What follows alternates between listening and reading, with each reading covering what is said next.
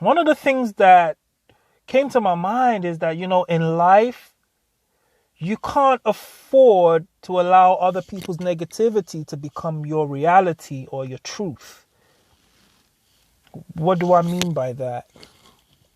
You see, sometimes, and it's usually people that are close to us, in their effort to advise us and to help, they end up feeding us their negativity. They end up feeding us their negative experiences.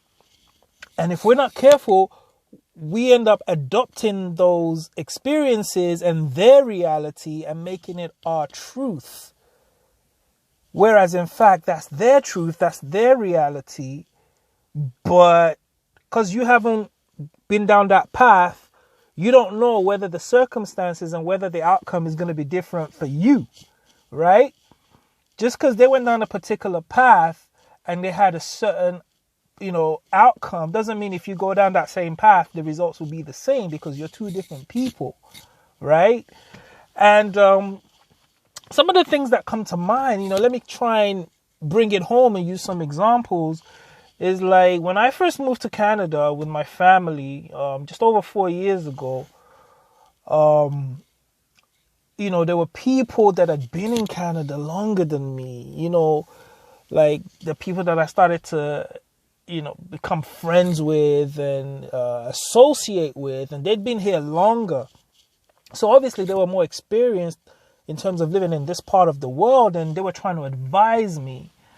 And some of that advice was good and some of it was negative, They would tell me things like, oh, black people can't get into certain organizations to work, and, like you need to have loads of Canadian experience or else you won't be able to get a good job, or, so many things. And as somebody that was new to the country, I was like, whoa, okay, have I made a big mistake? Because I was hearing all these negative things.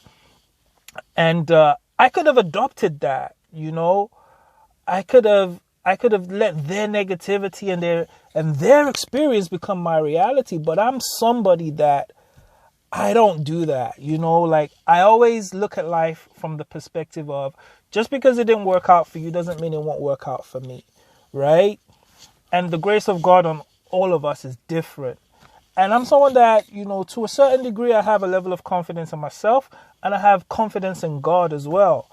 I know not everybody watching this is a believer per se, but I'm someone that believes in God, and I always believe in the God factor that, if God has created a path for me, then He's gonna help me make it work, right? It's not just gonna happen by magic. I will have to still do my part, but I believe if God is for me, then it's gonna happen. As the word of God says, if God is for you, then who can be against you? So, people were telling me these things, like, black people don't get into this certain organizations, or, this kind of organization. For example, I remember, initially when I came to Canada, I was studying, network engineering, which is, my vocation and what I practice now as a professional.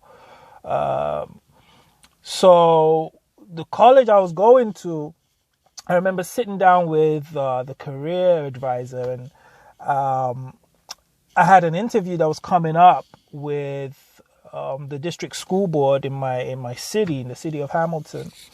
And so I went to see her, just to get some advice and to prep for this interview. And she was kind of telling me that, the school board is so difficult to get into, and people don't really get into those places. And so just go along to the interview and just to get some experience, some interview experience, and you can use that for your next job or whatever. And I was like, say what? Go for experience? Are you kidding? I'm going there to get the job. I don't care what you say, because she was telling me based on her experience, and she's Canadian, she's Caucasian, she's Canadian. And even she was telling me that it was going to be hard to get into this particular organization.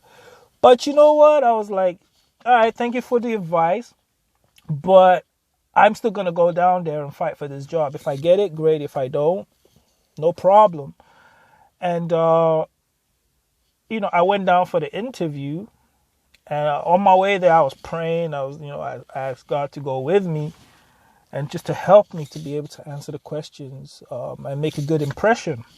But I did my homework as well, and I was very diligent in terms of preparing for that interview. I, had my suit on, had my swag on, looking all good, like shirt and tie and all of that kind of stuff. And I got there, and to my surprise, I breezed through the interview. Like the questions they were asking me, like I was just answering them like it was nothing, And I had really good vibes coming out of the interview. I felt like I did pretty good. There was one particular question that I kind of struggled with, but in general, I felt like I did pretty well.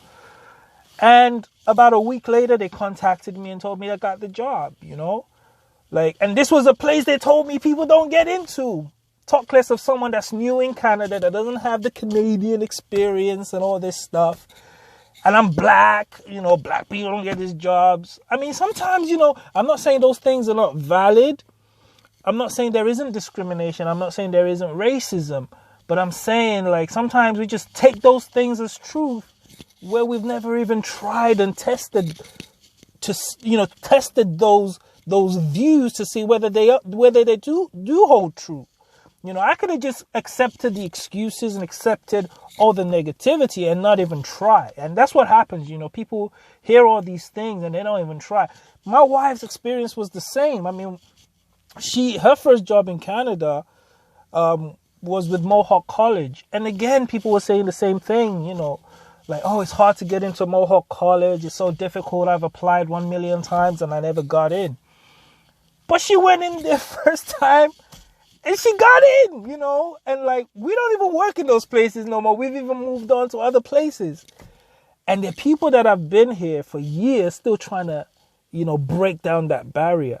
But they can't because they've accepted lies and negativity and adopted them as truth.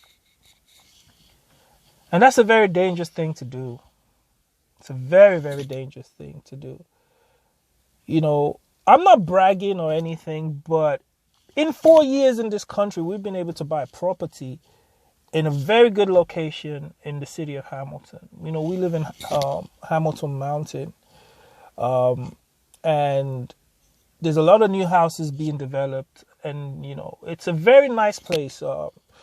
In Hamilton, a very nice area, great place to raise kids. And in less than 4 years, we were able to move to this country and buy property. And there are people that are, especially people of my background and community, who have been here much longer, but they've allowed their negative mindset to hold them back, and they've not been able to accomplish these things. Not because they're not capable, not because they don't have what it takes, but because they have held on to the negative things that people have told them and accepted them as truth without ever testing them. I mean, sometimes I reflect and I look back and what we've been able to achieve in less than 5 years of being in a new land, and I'm like, wow, how did this happen? And first of all, I have to credit God.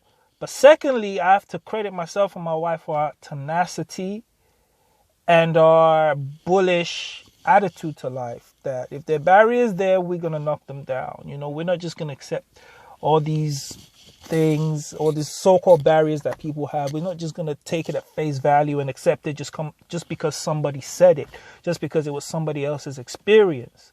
Let me walk down the path and find out for myself. Maybe it didn't work out for you, but let me try. If it doesn't work out, then I know that, okay, maybe there's some validity to what you're saying. But if I go down that path and I succeed, then maybe what you hold as truth, maybe, you need to reevaluate your mindset. And that's just what I want to share, like,